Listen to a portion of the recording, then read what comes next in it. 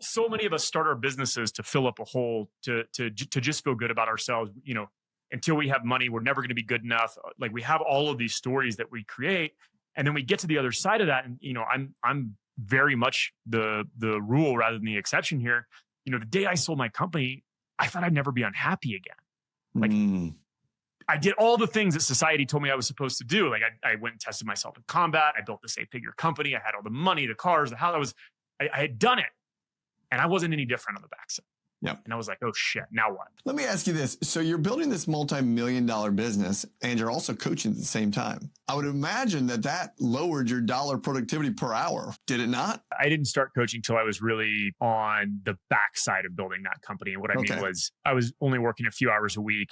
Everything was completely systematized and automated, and we were actually preparing for sale. I definitely do not advocate to starting a side hustle, even if it's something as cool as coaching, and detracting from growing your primary business. I think that there's something to be said for focus and eliminating as many distractions as possible, especially if you're driving toward that liquidity event. So yeah, my coaching practice really started on the backside of growing, and that company was winding down by the time I really started doing that formally. So now let's go into the actual coaching business space now. So now who's your avatar that you coach right now? My coaching program is called Unbreakable Wealth, and this really is born of my own experience. I kind of moved from the general business coaching side and really realized that from a personal finance perspective, like I said, a lot of us are really good at making money, but not necessarily knowing what to do with that money.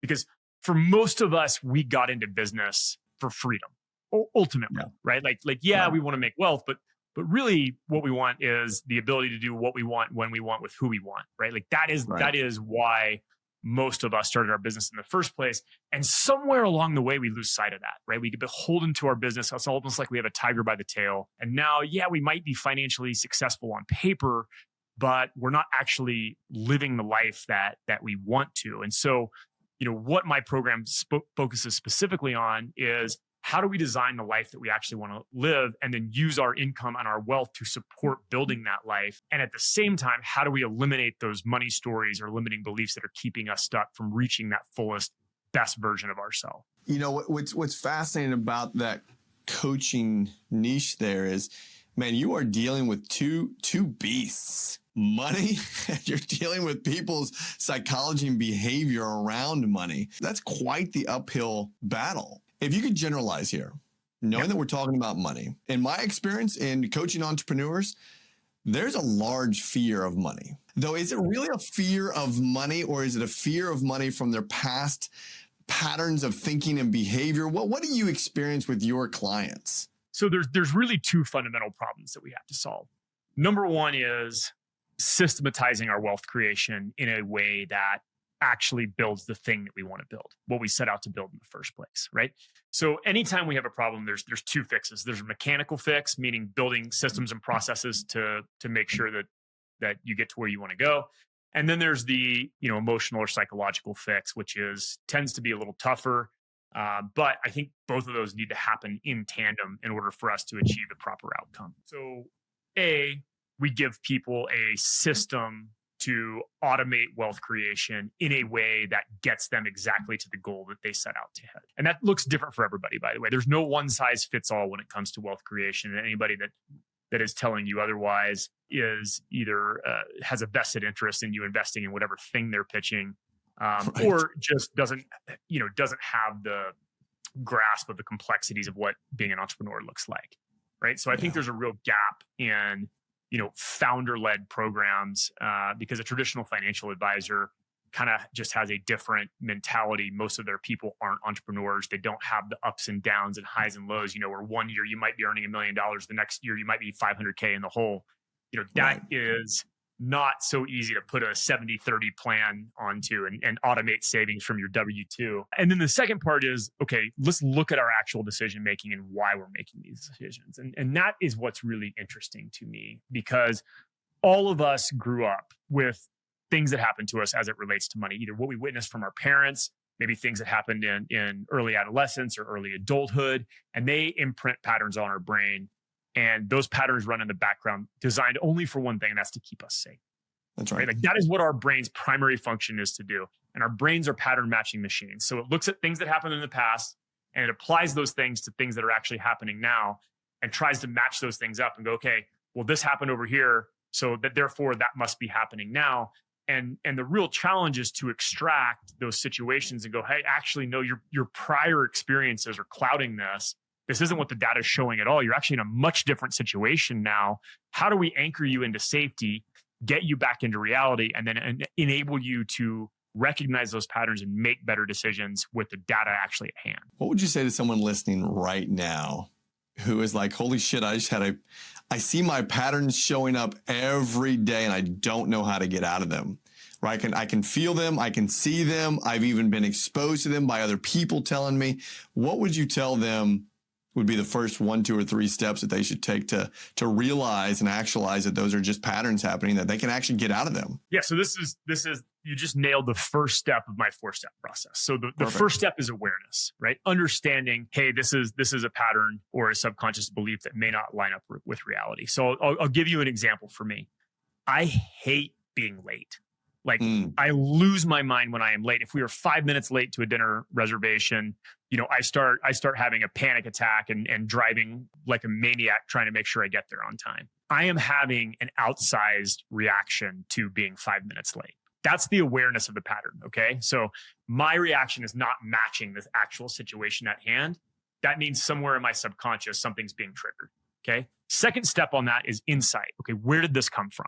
For me, that comes from the Navy, because literally we would repeat, early is on time is late, and late is dead. Because if we were late dropping a bomb, there were people losing their lives potentially on the ground. Like, we were creating a dangerous situation. So it was drilled into us that we had to be on time, or we were actually at risk of death. So now I can tie this thing. What's happening here, if I'm 5 minutes late to this dinner reservation, my brain is signaling to my body that I am about to die. Okay. That's the insight portion. So now to your question, what do we do about it? Third step is action, because what happens is we love to get stuck on insight. We love to mine our past and be like, well, my parents did this thing to me, and so that's why I am the way I am. And this is why talk therapy, which by the way, love talk therapy, think it's a really important thing, but you can kind of get stuck in this mining loop of trying to figure out where all these things came from. None of that really matters if you don't tie an action to how do I arrest this pattern and start repatterning my brain. So for me, an action in that scenario might be a pattern interrupt and a series of questions that bring me back into reality and settle me back into my body. So in this case, I have a 3-question meditation. I just take a deep breath and go, okay, is this true? Right? Is this real? Am I really in a life or death scenario right now if I'm 5 minutes late? Number 2, how old is this? Okay, yep, I know this is from the Navy. I go back to that time. And then what do I need to feel safe or feel good about this situation right now? So in some case, that might be self-soothing. Hey, actually, I know that this isn't, coming up right now. This isn't a real situation. Or maybe it's turning to my partner and going, hey, is it okay if we're late? Are they going to give our dinner reservation away? And she can actually reassure me that, hey, I'm safe, straight and level in this moment, and that nothing bad is happening. And then finally, after we do that enough times, now we come to integration, right? So you can actually repattern your brain where I'm not having this outsized reaction to being late anymore, because I've interrupted that pattern and then repatterned my brain to normalize safety in kind of what's reality versus what might be happening. So that's the loop. The thing is, it's a loop because you still need to continue that awareness, because even after you've integrated a pattern, it's still going to continue to show up in more and more insidious ways. And it's really just it's not about making it go away entirely. It's about shortening that time to recognize and time to kill. All those listening, pause for a second, push rewind, go back to about 4 minutes and listen to that again. You did the cleanse, didn't you? I did not do the Martell. You didn't do the cleanse. Okay. I did my own version. I did a 60-day carnivore diet, which is kind of the most extreme diet I've ever done, and it's pretty wild. So we're talking about a cleanse here that Martell brought into the world of his fitness side, and I'll never forget. I was able to have a conversation offline with Alan, the fitness guy who had put this whole thing together. And when I saw the cleanse for the first time, it was 16 days, and I've never drank a cup of coffee in my life. Never tried it. And the cleanse of 16 days if I did the math right, I believe it was at least 3 cups of coffee for at least 14 days. And so my first question was, what can I substitute coffee for? Right. But pause the story, because that's a pattern. Right. The pattern is I don't drink coffee.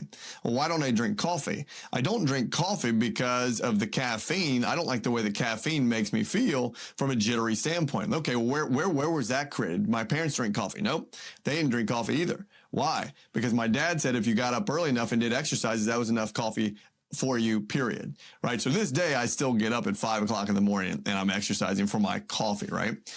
So now Alan looks at me and he says, okay, are you going to do the cleanse? And I said, yes, I'm going to do the cleanse. I said, but what can I substitute for coffee? He says, I have one more question. Are you going to do the cleanse? And I said, I don't understand what you don't hear.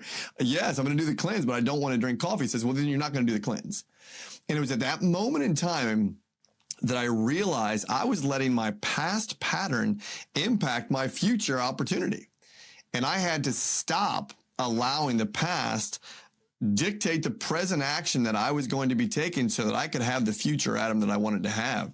And I share that story all the time because that's exactly what you just said. The reward was truly what I went through in those 16 days. And it was powerful. So exactly what you just said there. Gosh, the outcome that we get when we commit to that is powerful. It's so powerful.